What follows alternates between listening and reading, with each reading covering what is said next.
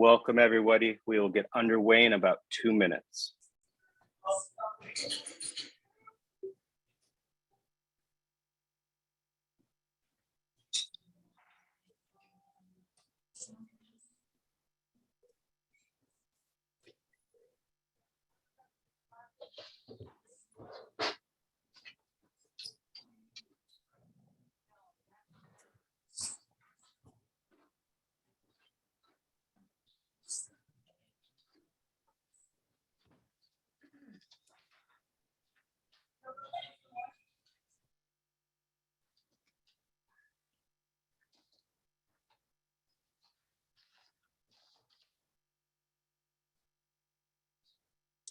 Welcome, everybody who's filing. We're going to get underway in about 1 minute.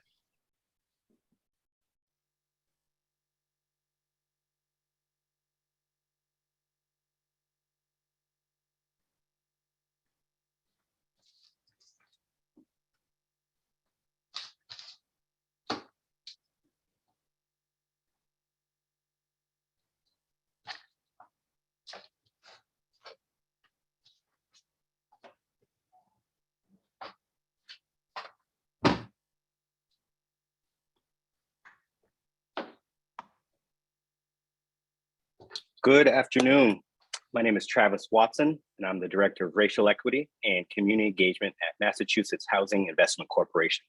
It is my honor to welcome you to our seminar on maximizing the participation of MBEs and workers of color in affordable housing construction in Massachusetts. Some quick housekeeping items before we get underway. Please note that the seminar is being recorded.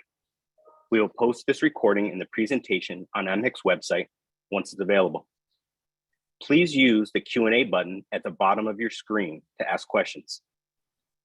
We will try to answer some live during the presentation. We will also have a question and answer section at the end of the seminar. If you would like to ask a question during the Q&A section, please use the raise your hand feature at the bottom of your screen, and we will call on you at the end of the seminar and allow you to unmute. The chat button is not functional.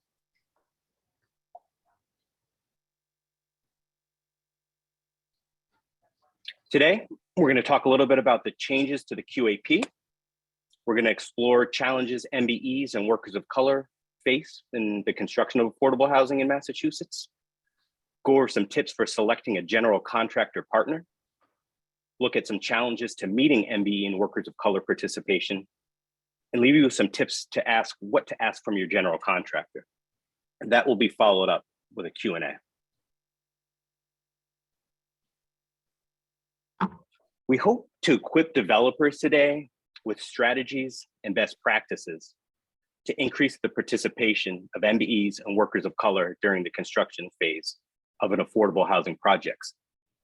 We believe strongly that best practices in combination with an agreed upon plan with your general contractor partner will help you meet your goals. And if not, help you clearly understand why your project did or did not meet them. And I think that's a really important piece here. Not every single project is going to meet the goals, but we think that the tools here are going to allow you to take a step back, understand why you're unsuccessful on a certain project, and to hopefully not make those same mistakes moving forward. It is now my pleasure to introduce Executive Director of Mass Housing, Crystal Cornegay, to help get us kicked off.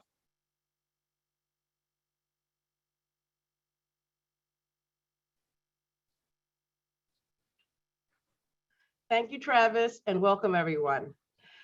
This slide is meant to show the folks who our partners are as we move forward in this effort. And the effort is larger than just thinking about MBE for construction jobs and workers of color, but really, how do we bring racial equity to our business? We spend as an industry well over $100 million annually to do affordable housing between all the partners listed on this sheet.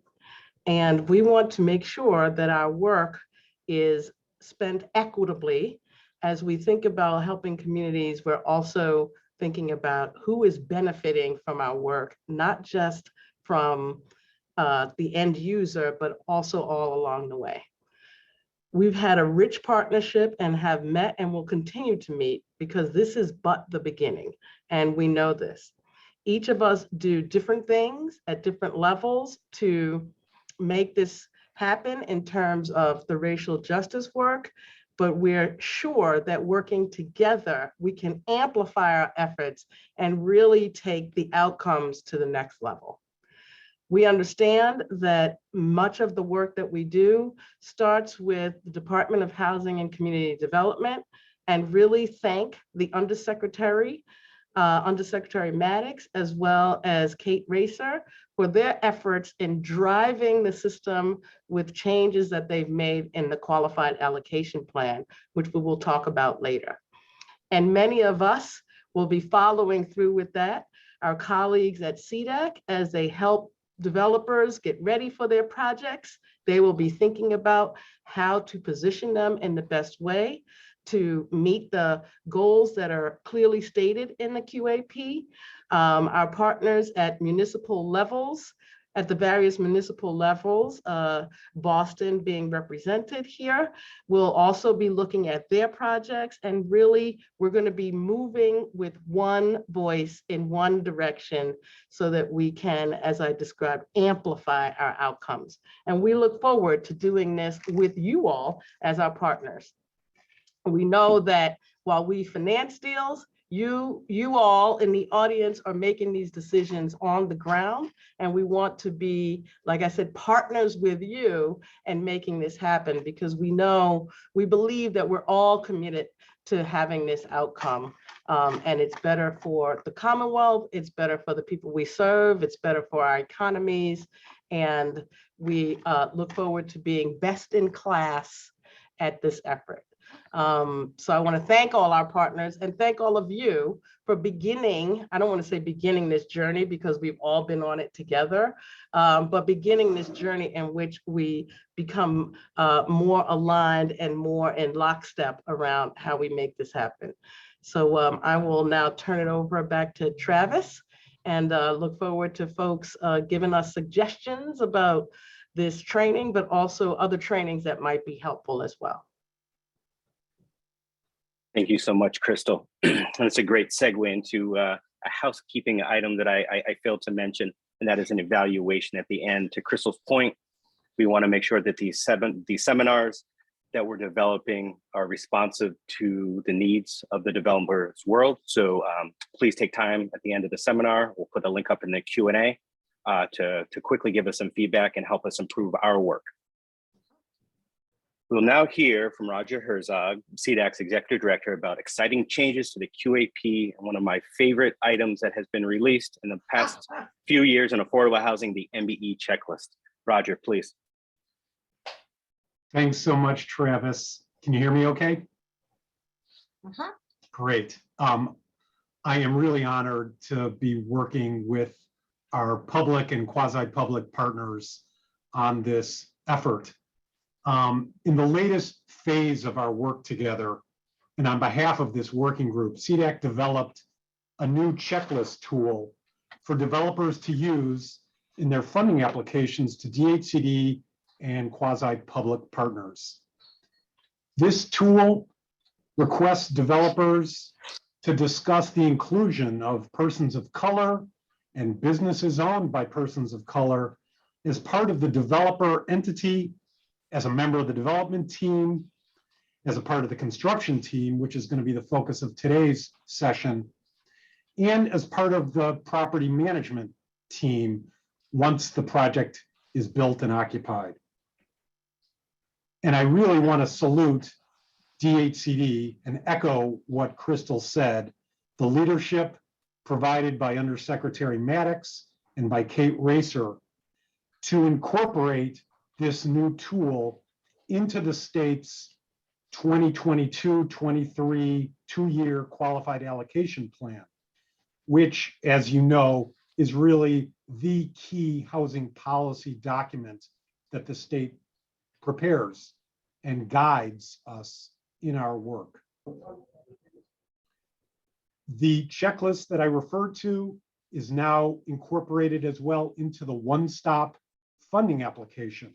And it's already in use by developers in competitive funding rounds. It's for the first winter rental round this year is the first time that we will be using this checklist tool. And I want to reiterate, this only happens because DHCD made it a priority and expressed it very clearly to developers who were seeking funding that this is an important new element of a funding application, and that we are going to be very focused on looking at both the plans that developers provide, as well as their track record in prior projects in utilizing MBEs in their projects. So with that, I'm going to hand it back to you, Travis, and thanks again. Thank you, Roger. There are many ways to increase racial equity and inclusion when constructing affordable housing. And we hope that today that we are able to highlight some of those methods. And I think secondarily, I'm hoping that some of the ideas and strategies and best practices that we tease out help you all develop some of your own that you can help then bring back to us. We're going to start today by talking about challenges MBEs face in developing affordable housing in Massachusetts. I think a lot of this is not going to be of any surprise to a number of developers on the line, but I think many of these are important to unpack. One of the first items of feedback that I hear from MBE subcontractors and general contractors is that they were either not invited to bid, they were given late notice to bid, almost seemed at like an afterthought, or they didn't have access to pre-development pricing. That can pose a number of challenges for MBEs and oftentimes leads to them not always being the lowest bidder.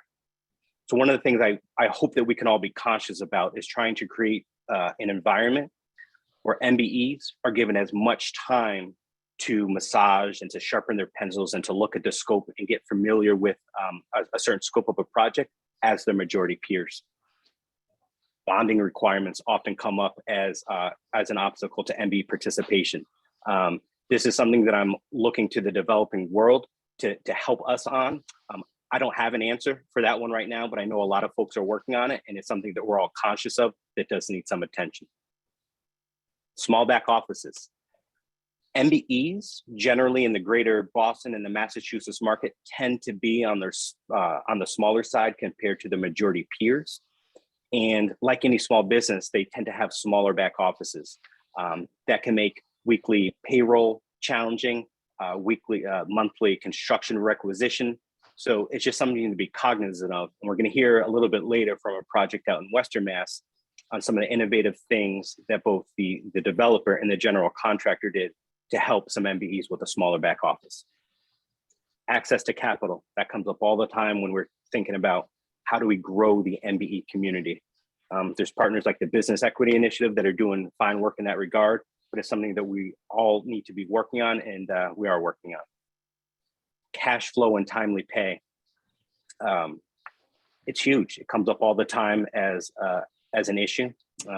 Again, we're going to hear about this a little bit later on a project and what they did, but it's something to be cognizant of as a developer, as a general contractor. It's oftentimes helpful to start meeting with subcontractors as you're going through the contract period and to get a sense of their cash flow needs so that it's not a surprise in the middle of the project. Oftentimes, GCs will claim that they can't find any MBEs or all the MBEs are busy. I haven't been in the affordable housing industry as long as some of my colleagues, but 15 plus years, I have yet to find a market where every single MBE is busy. And we hope that by putting some formality behind an informal MBE network, that we're able to help build some relationships so that that's not a reason for lack of MBE participation. The belief that all MBEs cost more and you need to pay a premium for that participation. Sure, sometimes that probably is true. We've heard about earlier about why some of the reasons why they might be more expensive, but that's certainly not the case in all situations. And lastly, discrimination does come up. This is a great quote by Linda Fogy, who works at a New York-based contractor called Turner & Townsend. says you've got to create that awareness, because a lot of times these deals get done on the golf course, but not everybody plays golf. I think historically, when you look at the construction industry, it has been in an old boys club. And I think affordable housing is doing an incredible job in making sure that we break down some of the racial and gender barriers. And the more cognizant that we can be as a group, that some of the folks in the MBE world that we're looking to kind of bring into our portfolios, into our projects, we're going to need to go to where they are. They're not playing on our golf course.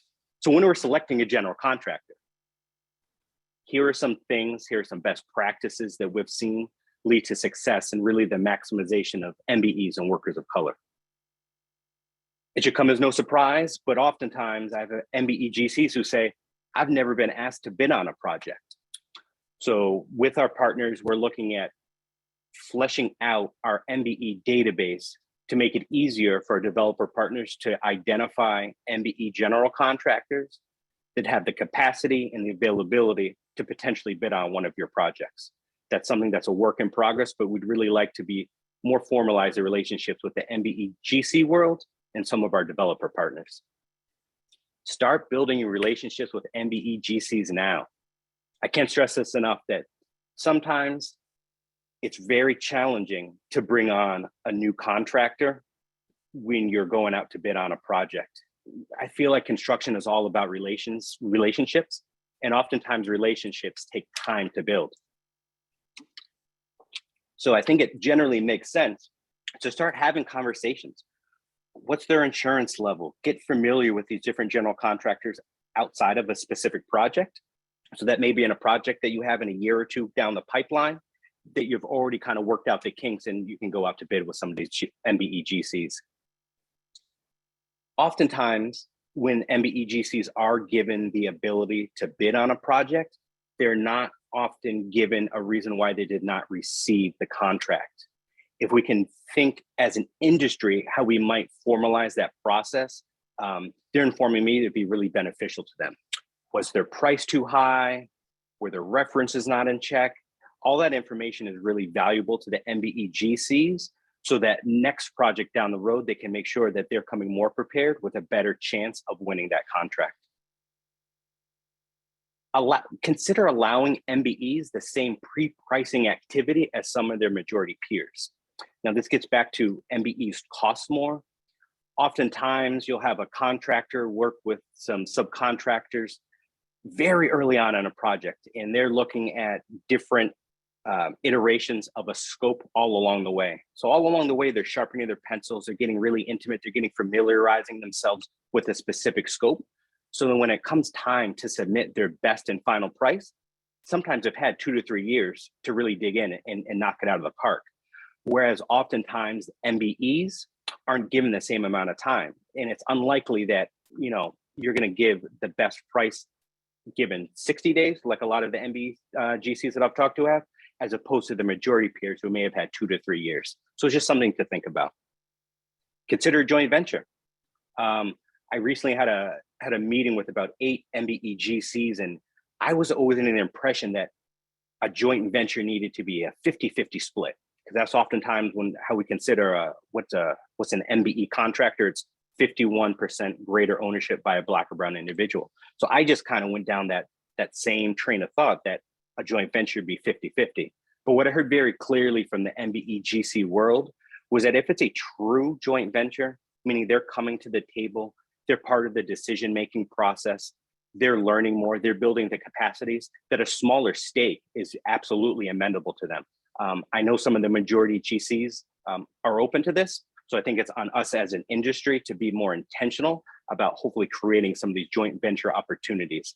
It will help build the capacity of some of these MBEs so that next time they might be able to bid on one of these projects their own. When selecting a GC, consider their past track record with MBE and worker of color participation. I can't stress this enough that if a GC has done poorly on 15 projects and they've only ever achieved 2% MBE participation, and they're in areas where you can typically hit MBE participation, chances are they're probably not going to do it on yours. So just look at past track records. A lot of these GCs keep them, And it's just something that I would be proactive in asking. And we had alluded to this earlier, prompt pay and working out payment schedules with MBEs. It's something to have a conversation with your GC up front. And as the GC starts to look at potential subcontractors, to start having real conversations around the need for an increased cash flow for the subcontractors, so that those payment arrangements are made prior to shovels going into the ground. Because the last thing you want is any sort of hiccup and delay as the project's progressing. You can't grow unless you do more than you've done before. It's a great quote by Dan Cruz, the Senior Vice President of Cruz Development Corporation. That is not Cruz Construction in the picture, by the way. That's MHIC Electrical Contractors, a firm out of Boston. This is so true. This comes up often. You'll hear folks say, well, I'm not quite sure that so-and-so contractor's only done 5,000 linear square feet, and this project's asking for 10,000 square feet. So I'm just not quite comfortable. And I always remind folks, and just use like Suffolk Construction as an example. My understanding is that, you know, John Fish started as a wood framer, and he grew because they were given more opportunities to do more work. And they are now one of the biggest players, biggest general contracting firms in the nation. So everybody who is big now wasn't, and they were all given a shot. So I think we just need to be cognizant of giving some of these folks, some of the MBEs, a shot to do a little bit more than they've done before. I'm going to segue over a bit to some of the challenges to meeting or exceeding MBE and workers of color expectations. One of the first that comes up, I hear often, is, but they have never done a project this big. So let's go back to Dan's quote. You can't grow unless you've done more than you've done before. What I'm not suggesting here is to give somebody a 100,000 square foot painting contract if they've only done 5,000 square feet before. But if somebody's done 80,000 square feet and you go through the scope and you have the general contractor meet with that subcontractor and they get very comfortable, there's a likelihood that that individual who's done 80 can probably do 100,000. We just need to think about this stuff a little bit differently. The scope is too large for a particular MBE. It goes toe in toe with what I just said earlier. Sponsor and GC relationships or lack thereof with the MBE community. This is a big one, and I talked about it a bit when we were mentioning the general contractors. One of the biggest hurdles that I have seen at times when a project has MBE goals associated with it, and there's a short time frame for the project, is sometimes general contractors will have pre-qualifications. They just want to get familiar with with a subcontractor, make sure they've got insurance, make sure they've got good standing line of credit and things like this. It's really helpful. The earlier these relationships are formed outside of a specific project, the easier it's going to be when it comes time to start sending out bids. It also helps with when GCs send out bids. If they've had, say I'm a GC, Travis Watson GC, and I've had a bunch of conversations with a painting company outside of a specific project. When I go out to bid for a painting contract and they see an email, bid invitation from Travis Watson GC, they're a lot more likely to respond to that bid because we've already built that relationship. Timing and delays of a project are always a challenge, and that's something that's very project specific. The best I can say is the more we're able to communicate those delays with the subcontractors to, one, either allow them space to pick up another job in the meantime, or just to keep the lines of communication open. It always just makes for a richer process. Certification requirements, and that's meaning MBE certified or self-certified. So some projects require the MBEs to go through the state to get formalized certification. And then in fact, I am a state certified MBE. Other funding agencies might not allow this. And I'll give a shout out to a colleague, Tony Richards over at Mass Housing, who always reminds me that while the certification might not be needed in the affordable housing space, it's a good idea for the affordable housing community to remind MBEs that if they do go through the state certification process, one, it's a lot more streamlined than it used to be. And two, if these contractors want to grow and start participating in things like potentially the Build Back Better, a lot of the infrastructure, they will need to be state certified in that regard. So I think the best bet is to say, you know what, you might not need it in affordable housing, but if you're looking to grow your company, you're looking to get into some of the infrastructure work, here's a resource. We think it might make sense for you to go ahead and get that certification. Sometimes it's just an unwillingness from team members to try something new. And I think that's just business. Some of these general contractors have been doing business for 30, 40, 50 years, and they've had a successful career, and they do things A, B, C, D, E. And when you come in and say, well, actually, we need you to hit 40% MBE participation, it might change up what's been working for them for 50 years, 60 years. So there's some natural pushback there. But I think that the more we can communicate, the more we can show folks that this can be done, it can be done on time, within budget, the easier those conversations can be. And this is a big one that comes up, project location, right?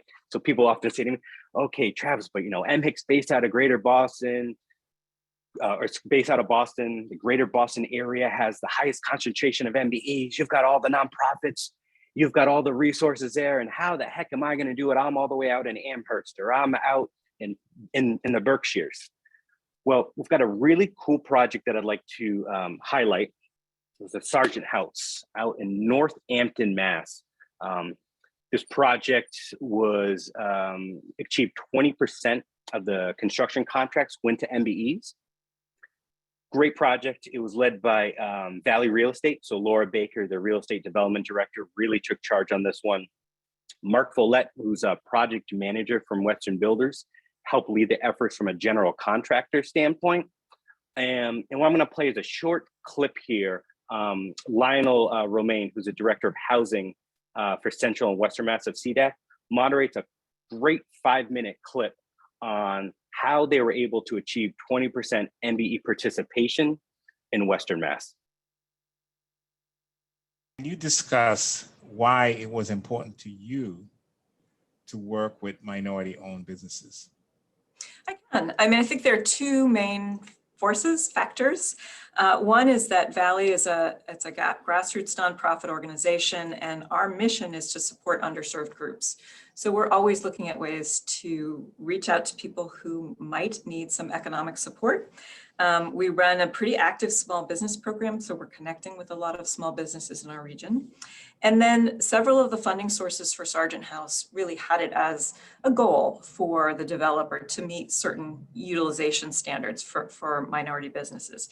And those funders included CEDAC and the Massachusetts Housing Investment Corporation. So we were trying to reach up to hit those goals that they had set for us. All right. Thanks for that response. That leads me to the next question, which is actually for you, Mark.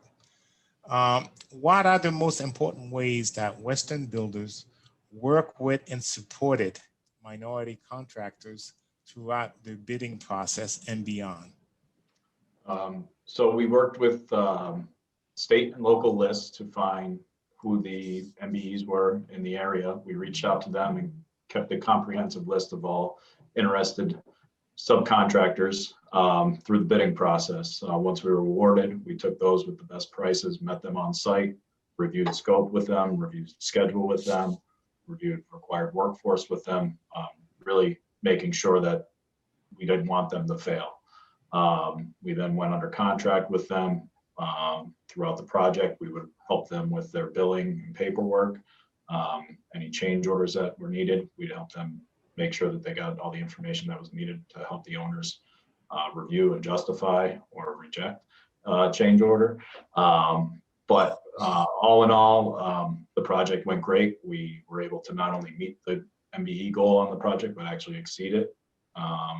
And I think by working with, in conjunction with the owners and getting payments on a timely schedule, we at Western were able to issue bi-weekly payments to the subcontractors, allowing them to keep cash flow and allowing them to keep at ease of operations and their workforce and keeping the jobs on schedule and on time. Well, thank you, Mark, for walking us through this process. The next question is actually for both of you, and I'll start with you, Laura. And the question is, what advice would you give to other housing developers, and helping them work with minority businesses? Sure. I mean, I think the key ingredients really are having an owner that is dedicated and committed to the goal, and then having a general contractor that's also dedicated and committed to the goal. And I think there is a premium in terms of cost and time that goes with using a lot of small contractors, a lot of MBE subcontractors. And so having a good sense of reality about what that cost and really is, and then being willing to dedicate both the financial resources and the time to make it happen. Mark talked about the fact that his organization basically fronted some money for payments to subcontractors to keep them afloat. And as the owners group, we also put aside some of our construction budget in the form of an allowance to help cover the differential when there was an MBE sub that might cost a little bit more than another subcontractor. So that's the financial end. And then I think the labor end really fell with the general contractor to do the extra help one-on-one with the MBEs to make sure they could keep up with what's a fairly sophisticated level of paperwork that's happening in these types of projects. Well, thanks for that insight. And Mark, I don't know whether you have anything you want to add to that. No, not really. Laura kind of nailed everything on the head with it. It's a collaborative effort, I think, from the owners group and the GCs to just make sure everybody's successful and keep things timely, which I believe we both did on this project. Okay, do either one of you have anything to add or anything that we missed? Well, I think that, I've worked in the construction sector for many, many years in Western Massachusetts, and there has been a perception, I think, that it's not possible maybe to meet some of these MBE goals. But at Sargent House, I learned a lot about the fact that it is possible, but also what it takes. And I would say it takes an early and often and frequent approach to really be able to meet some of the goals, but it can be done.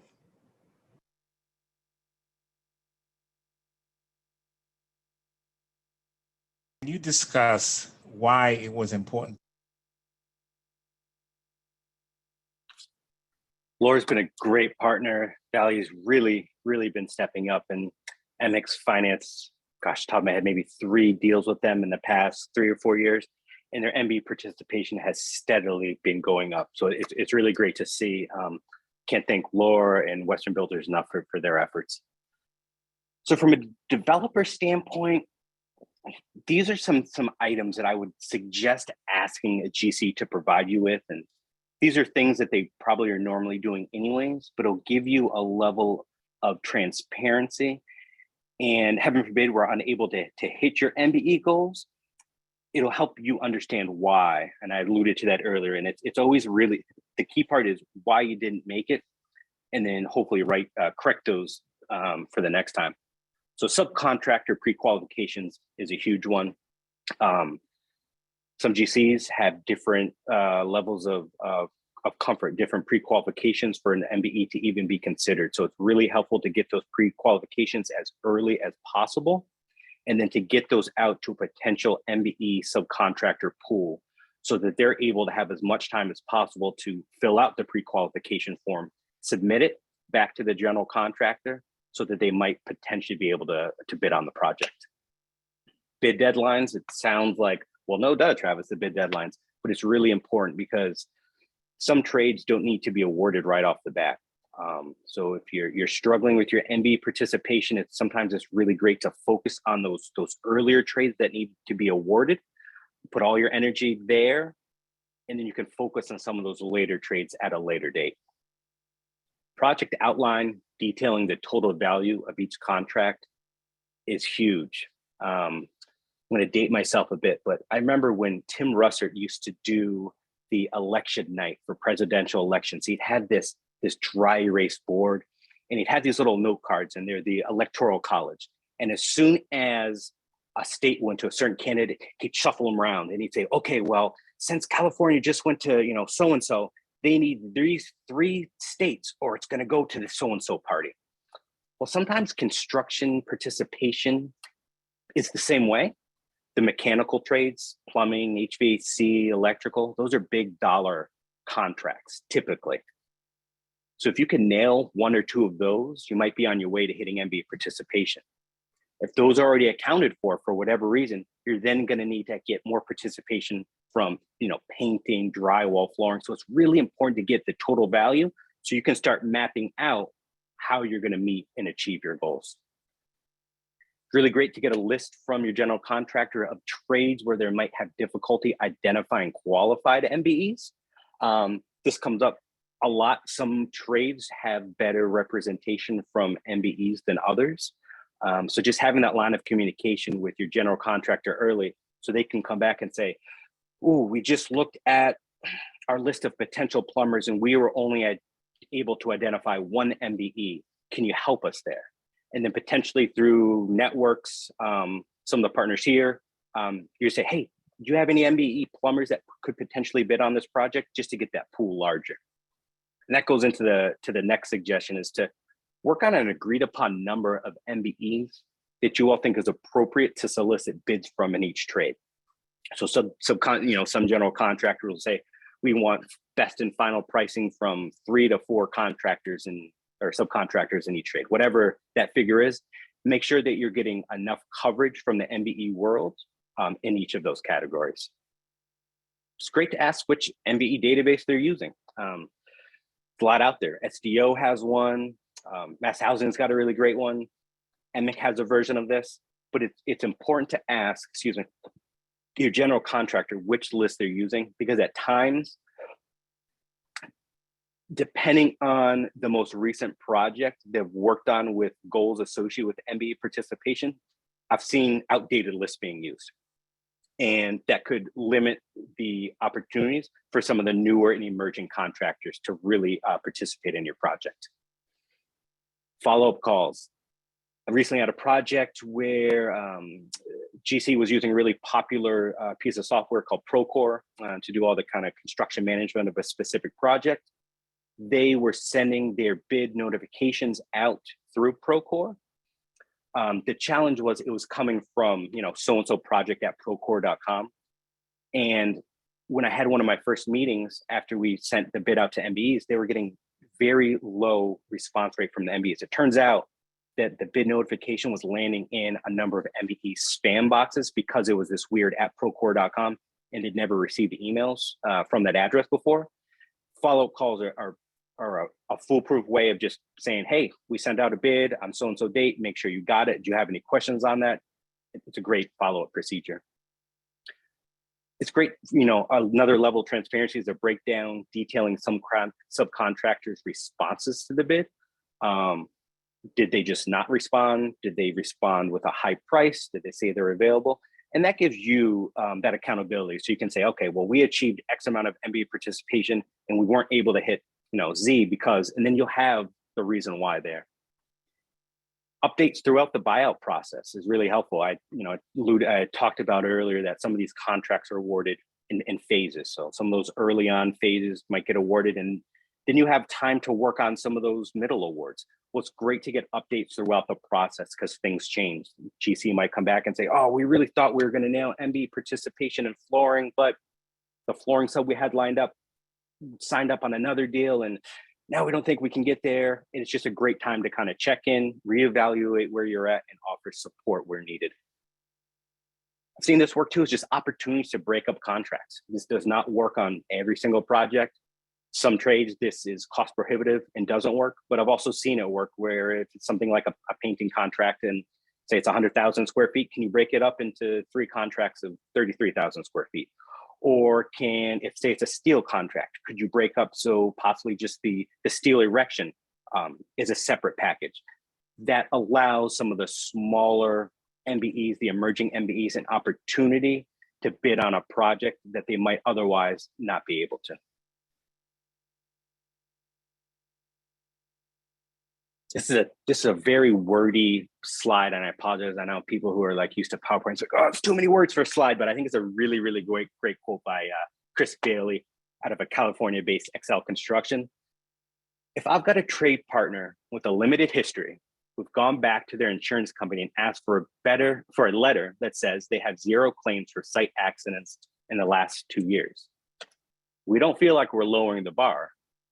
What we're doing is becoming more appreciative of the restrictions and encumbrances UBEs, which is an underutilized business enterprise, have to overcome to be fully compliant. Well, that might come up on some deals in Massachusetts. Just one example is the pre-qualification. I've seen some subcontractors who have, it's a simple 1-page pre-qual. It's very simple. It'll take a subcontractor 10, 15 minutes to fill out. And that just gives an initial level of comfort for both parties that like, yeah, if your numbers come in, there'll probably be a high likelihood that we can work together. I've seen other general contractors who have asked for 5-page pre-qualifications. And I'm not kidding, I've looked through them and I'm like, oh my goodness, it's like 3 years of tax returns, insurance, 5 references, a lot of information that can be looked at as an obstacle and can be an obstacle to MBE participation. So it's just incumbent upon all of us that even though we may have been doing something the same way for a number of years, it might be time to take a break, pause, and figure out how the systems that we have in place might be able to be a little bit more responsive to some of the smaller, mid-sized MBEs that we hope to be bringing onto our projects.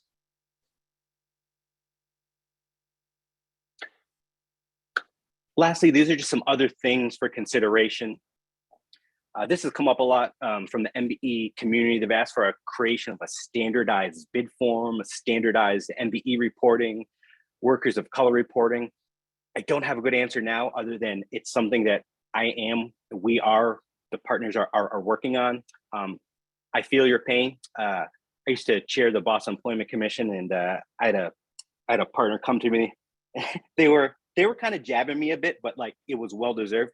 They were working on a project within the city of Boston that had mass housing financing, MHIC financing, and HUD was involved. So they had 4 different forms of paperwork. So the city of Boston, BRJP, MHICs, MBE, workers of color form, mass housing forms, and then the HUD section 3. It was almost 4 different tracking reports that were all capturing the same information.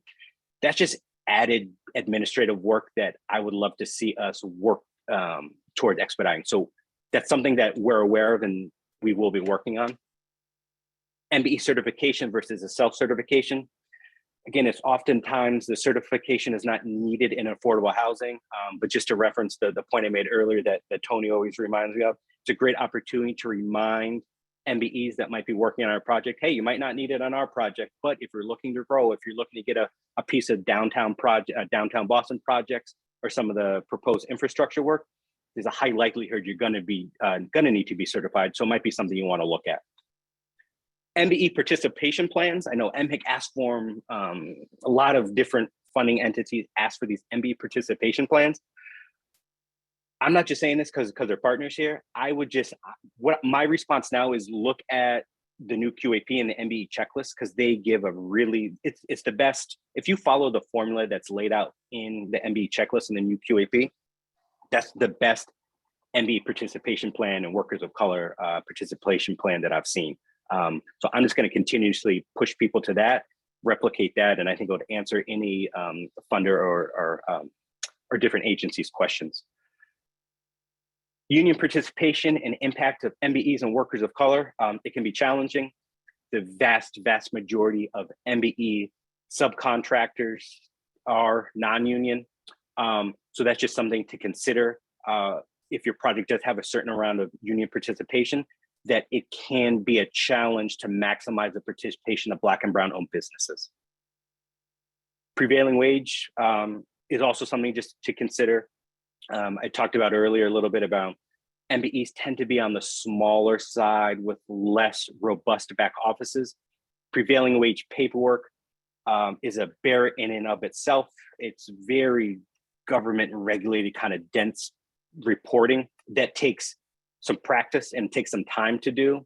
The other piece around prevailing wage, you need to have weekly payroll on those projects. A lot of MBEs tend to work on biweekly payroll. Cuts costs with, it helps to save costs with the back office. So it's just something to think about when you're talking about cash flow earlier. If you know you're on a prevailing wage project, start meeting with this MBE subcontractors to get a sense of, is this going to be an obstacle and what potentially could we do to help you work on this deal, given that it's a weekly payroll and has all that back office paperwork. Project managers, the procurement department, and others on the construction team, I've been amazed at the amount of projects I've been on where the project managers all about the REI, racial equity inclusion goals, but the procurement department, the folks actually signing up the subcontractors are just looking at the numbers and staying within budget. Those departments don't always talk, so it's just a good practice to make sure that everybody's on the same page. So we want the projects to come in hopefully under budget. We want them to come in on time, but we also want to maximize the participation of MBEs. Again, providing feedback to MBEs, this goes down to the subcontractor pool too. I talked about this with the GCs, why they didn't win bids. MBE subs would love to know too. It's not always that, sometimes generally it's because you weren't the lowest bid, but how much were they off? Was it something more? We want to be able to provide them as much information to make them competitive the next time around. And lastly, MBEs are your best source of workers of color. So the more MBEs you have, the high likelihood you are going to have to knocking your MBE goals out of the park.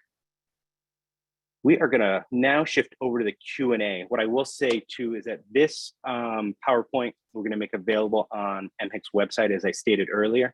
There's a lot of suggested material. So I've got templates for MBE reporting that are included in there in Excel, workers of color reporting, as well as the MBE checklist in the MBE participation plan. So those are all attachments that will be at the end of the packet. So pause there now, and I believe we'll open it up to Q&A.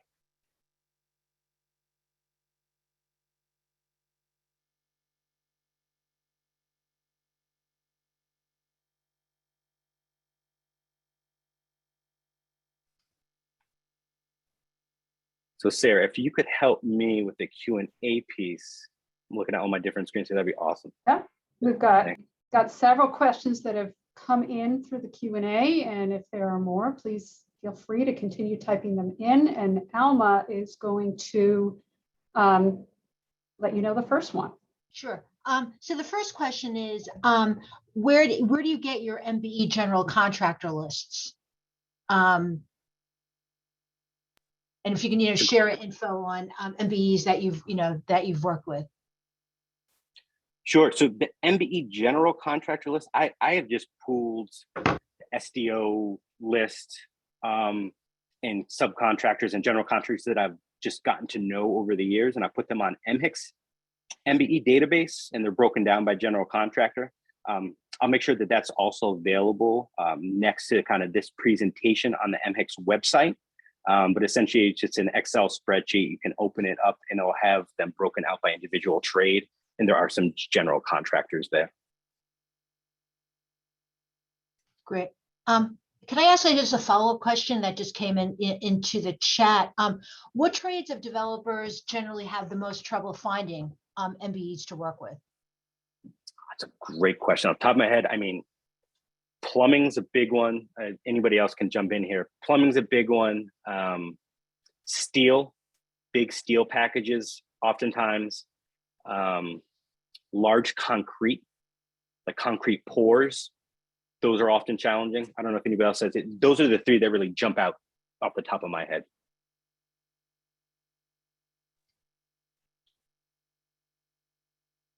Next question, acknowledging that sometimes it can take a little bit, especially in jobs with public funding, to fund requisitions. Are there ways to help money flow a little more quickly, which we know can be an issue, particularly for smaller vendors that can't necessarily wait for those funds to come in? You addressed that a little bit. I know MHIC has been doing some work on this. So do you want to share that with us? Yeah, absolutely. That's a great question. Cash flow is it's a huge challenge. One thing that MHIC has developed over the past couple of years, been working closely with Bill Thompson, our CFO, is a MBE financing program. So zero cost form of factoring to the MBE subs, essentially at Pencil Rec, once it's signed off by the architect and the GC, MHIC essentially purchases that invoice and turns the total, the 100% of that invoice back to the subcontractor, generally within 3 days or so. And then once the requisition is paid, that's when MHIC collects its money. We piloted that initially with an MBE general contractor about 3 years ago. COVID slowed things down, and now we are hitting full steam ahead, working closely with 2 general contractors and looking to expand that program with our partners. That's great. Thank you, Travis. You want to take the next one, Elma? Sure. Is there a set form for self-certification for MBE firms? There is not a set form. Some organizations, some entities will accept self-certification, some won't. On MHIC finance projects, it's a very simple 1-page Microsoft Word, and you just have to attest and sign that you are a person of color, check the box which racial, cultural grouping you are, sign it, and for us, that's enough. But again, different entities, different organizations might require a bit more, but generally I've seen them as around 1 to 2 pages. But that does get back to that whole standardized forms that I've heard a lot of feedback on. That is absolutely good feedback that I think as an industry, we can all be doing better at standardizing some of these forms so that a self-certification form that MHIC gets, that, you know, it's recognized by other partners.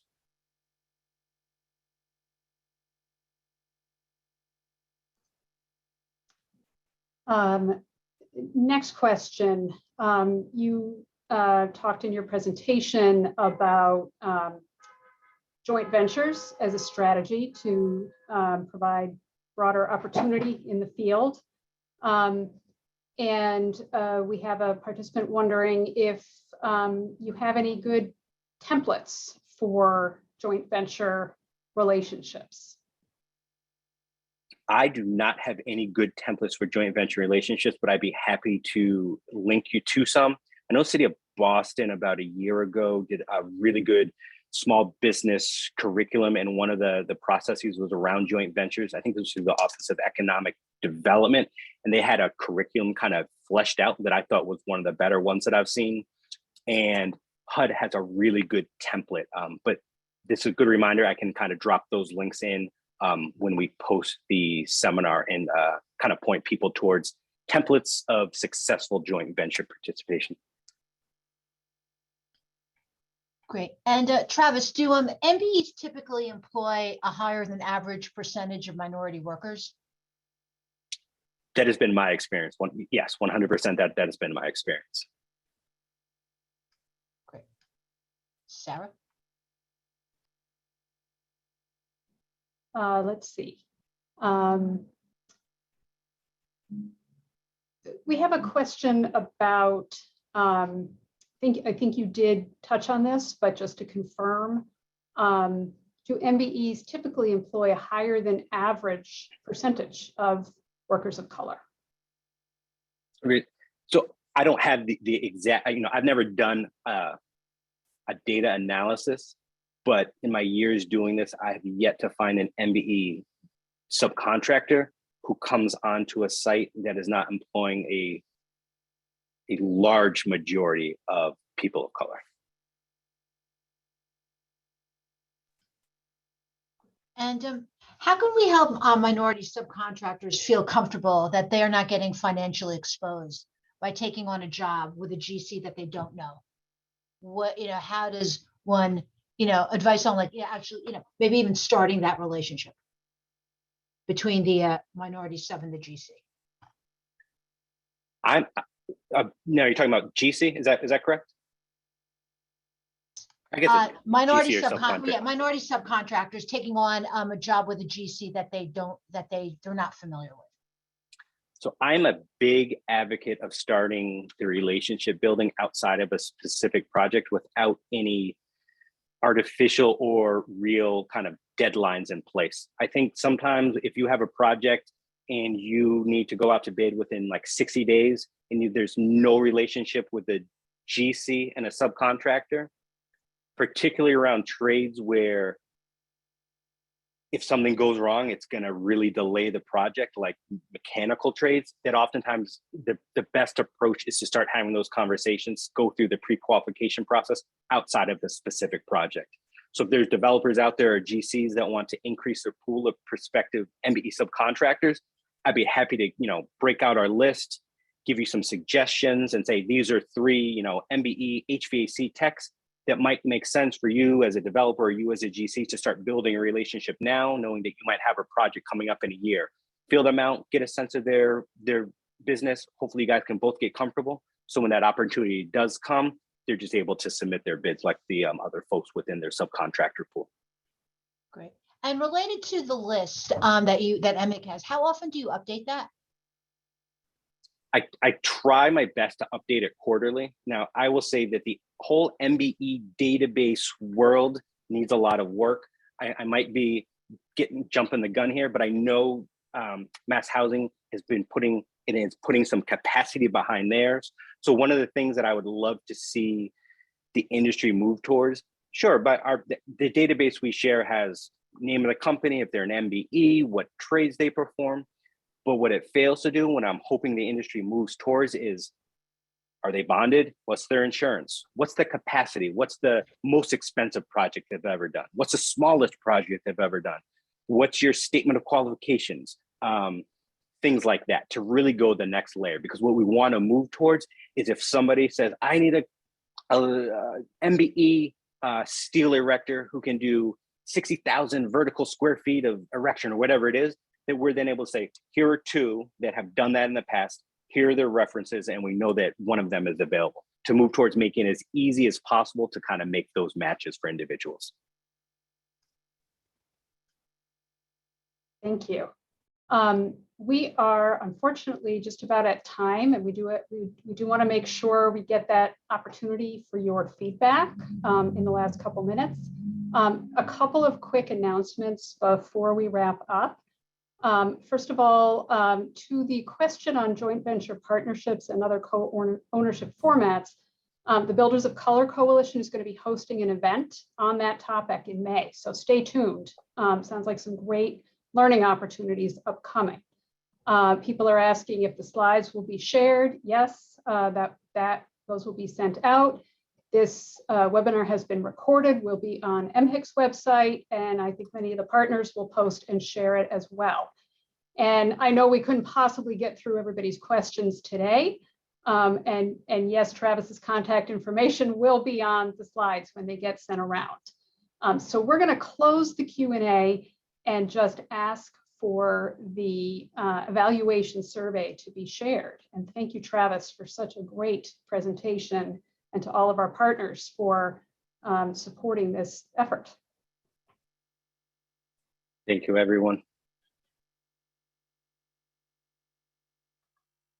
Sarah, am I sharing the Q&A, or is that something you, not the Q&A, the eval, is that something we can just drop in the link? Eval, I think that's coming from our tech support. Awesome. Hold Thank on you. 1 second. The survey will show up when the webinar will end. It Sorry. will pop up in a browser. Yes. Okay, that's great. Sorry, my mistake. So I think that brings us to the end. Any closing words, Travis, or any of our other participants? Great to see you here, Sheila. Thank you.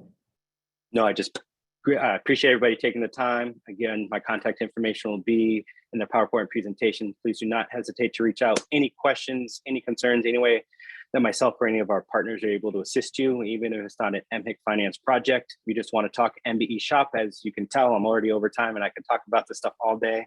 I love it. I love creating opportunities for folks, chipping away at the racial wealth gap. If I can help, I'd absolutely love to.